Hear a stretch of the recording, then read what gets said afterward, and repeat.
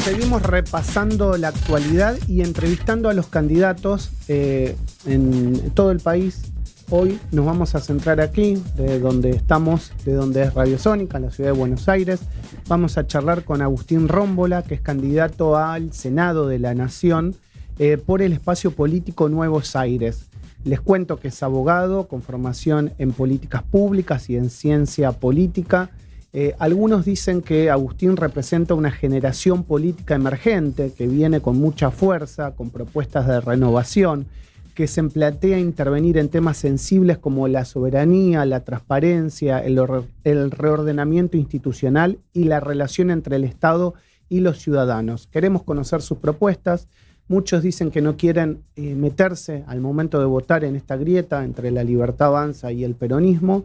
Y opciones hay, yo siempre lo digo, es cuestión de que vos escuches las propuestas, que escuches a los candidatos y que escuches a las personas detrás de los roles institucionales. Agustín, buen día. Maximiliano Lecky te saluda. ¿Cómo andás?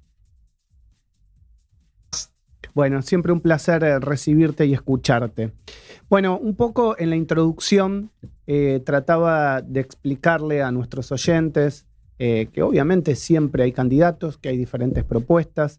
¿Qué ves vos en este politizar el hartazgo que en alguna vez decís y has nombrado para transformar las propuestas en proyectos concretos en estos 4 años si es que te toca entrar al Senado?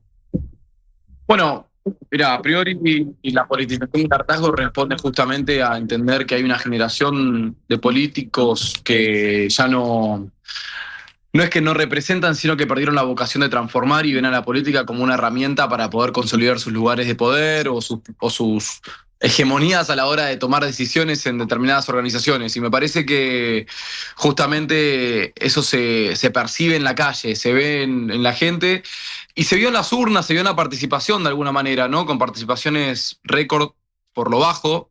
Y creo que la oportunidad que nosotros tenemos en esta elección es de alguna manera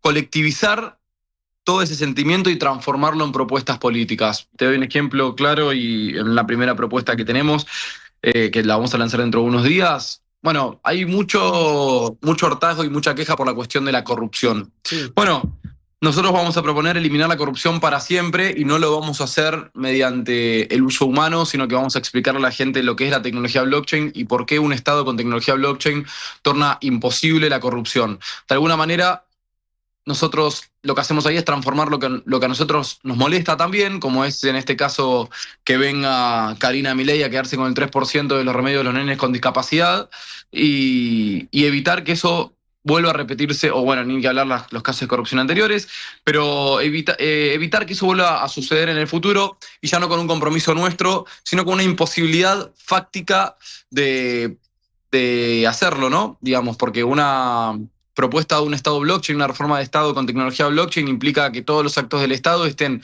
públicos, sean invulnerables, intocables por las personas y tengan la posibilidad de ser auditados las 24 horas del día, por todo el mundo, los 365 días del año desde cualquier lugar del mundo. La tecnología blockchain, para el que está escuchando y no sabe bien quién es como un cuaderno con tinta indeleble en donde cada página que va terminando se cierra, por eso blockchain es cadena de bloques, se cierra en un bloque y forma parte de una cadena que se torna invulnerable e imposible de editar, no por una persona, sino por la red en general. Entonces, con eso nosotros podemos auditar todo el tiempo nombramientos, compras directas, transacciones, concesiones, licitaciones y cualquier cosa que haga el Estado. Bueno, de alguna forma creemos ahí que nosotros estamos politizando el sentimiento del hartazgo por la corrupción en este caso y trasladándolo a una propuesta que creemos que va a implicar sin lugar a dudas ya pasó, ¿no? Estonia lo tiene, por ejemplo, ya pasó en otras partes del mundo y va a implicar una mejora y un progreso para la toma de decisiones en la política. ¿Es real esto que Estonia ya lo está aplicando? Estonia ya lo tiene hace 2 años ya y funciona muy bien. Y obviamente a los políticos no les gusta porque es real terminar con la corrupción para siempre. Simplemente porque cualquiera que... De hecho, yo soy denunciante de la causa Libra y la única razón por la cual estamos encontrando tanta información en distintas billeteras virtuales de Libra es porque justamente la tecnología blockchain te deja el caminito trazado. Sí. ¿Qué billetera hizo? ¿Qué compra? ¿Dónde transfirió la plata? Lo mismo sería con el Estado. ¿Qué ministerio? ¿De dónde sale el presupuesto? ¿A dónde va? ¿El ministerio qué hace con esa plata? ¿A dónde compra? ¿A dónde hace una concesión? ¿A dónde hace una licitación? ¿Quién hace la firma? ¿A dónde termina esa plata? Bueno, es imposible, y eso obviamente auditado en tiempo real durante todos los días, las 24 horas del día. Entonces, eso hace imposible y de vuelta, sin posibilidad de ser editado.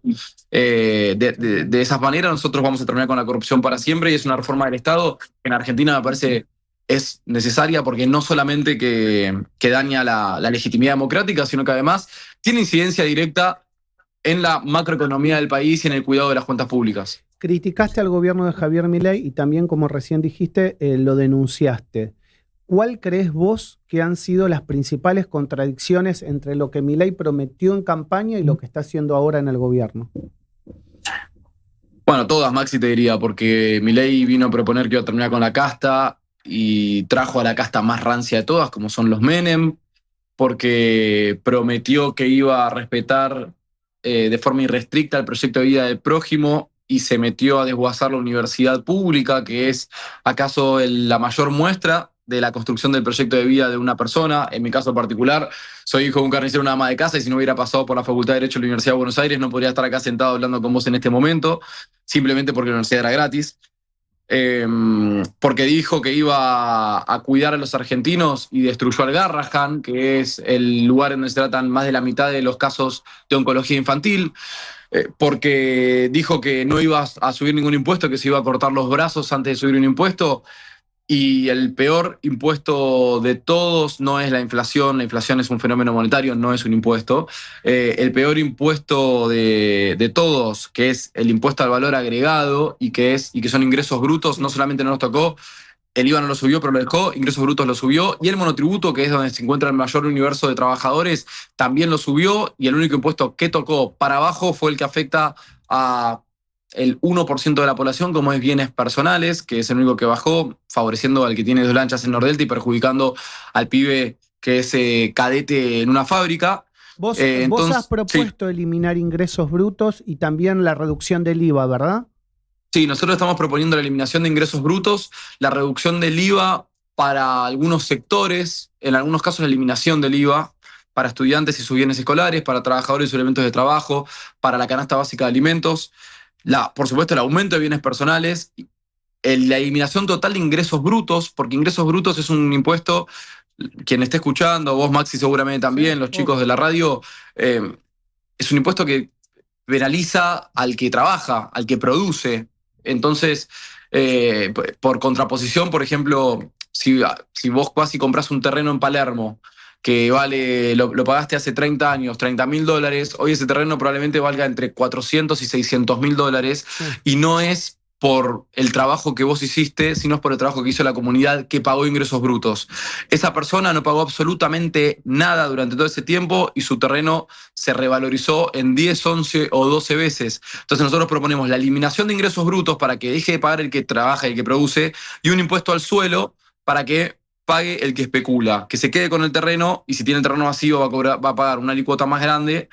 Y con esto lo que hacemos es solucionar la cuestión de seguir adicionando cargas en el trabajador, en el emprendedor, en el empresario, en el que produce y en el que no especula, en detrimento del que sí lo hace y del que no produce nada. No, y además, impuesto que, entre paréntesis, Maxi, te agrego, es el impuesto favorito de Friedman, de Milton Friedman y de Hayek. El impuesto al suelo, ellos dicen que es el mejor impuesto de todos, con lo cual entiendo que los amigos libertarios lo van a apoyar también. Es increíble, pero de verdad, los ingresos brutos, como bien vos decís, son también completamente distorsivos. El tema es, total, ahí también, estos impuestos benefician a los gobernadores. Tenés que tener un amplio poder de convencimiento, no solo al sector libertario. Sí, mirá, Maxi, tenemos el cálculo hecho, va a venir esa propuesta, creo que el lunes la presentamos. El ingreso nacional al suelo que nosotros queremos aplicar cubre aproximadamente el 70% de ingresos brutos, okay, en las provincias. Después las provincias van a tener la potestad de adherirse o no, como hacen propio, acorde a sus facultades, ¿no? Sus facultades preexistentes.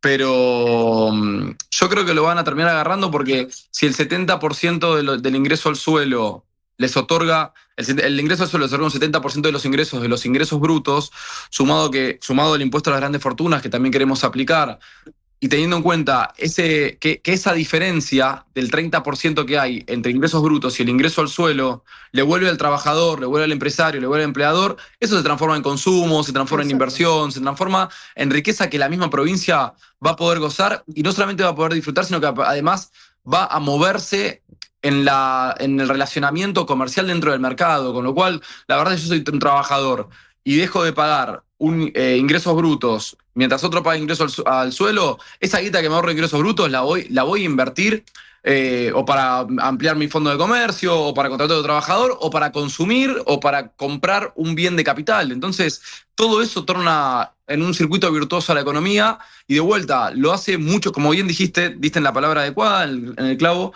que es la distorsión. Deja de ser tan distorsiva la realidad de un empleador y para el otro lado, tan distorsiva la realidad de una persona que tiene 1, 2, 3, 5, 6 terrenos vacíos y lo único que hace es ganar guita por el laburo del otro que encima paga ingresos brutos. Bueno, me quedan unos minutos, pero no quiero dejar de preguntarte, gane quien gane y depende cómo salgan las elecciones, no importa, digamos, puntos más, puntos menos, va a ser un escenario legislativo complejo.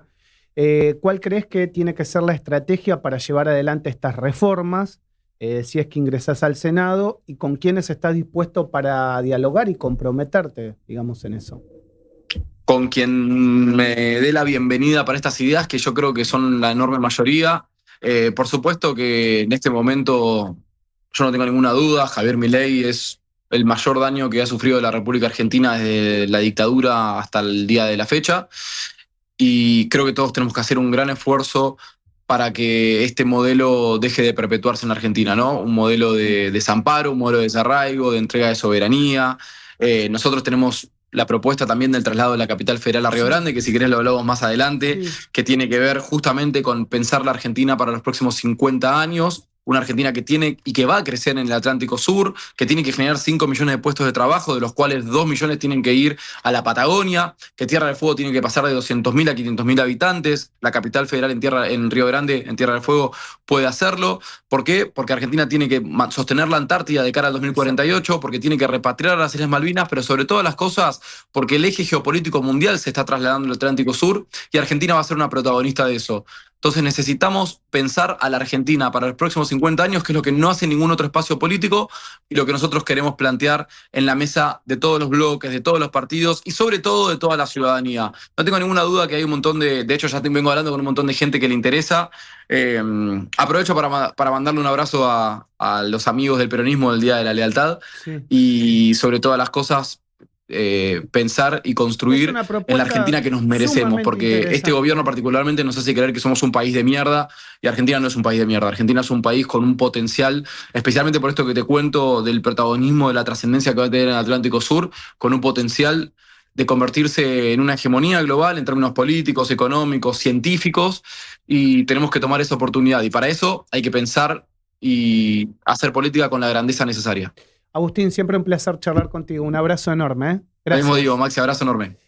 Candidato al Senado de la Nación por la Ciudad Autónoma de Buenos Aires, has escuchado sus propuestas. Gracias por compartir a él y a todos los espacios la mañana del arranque.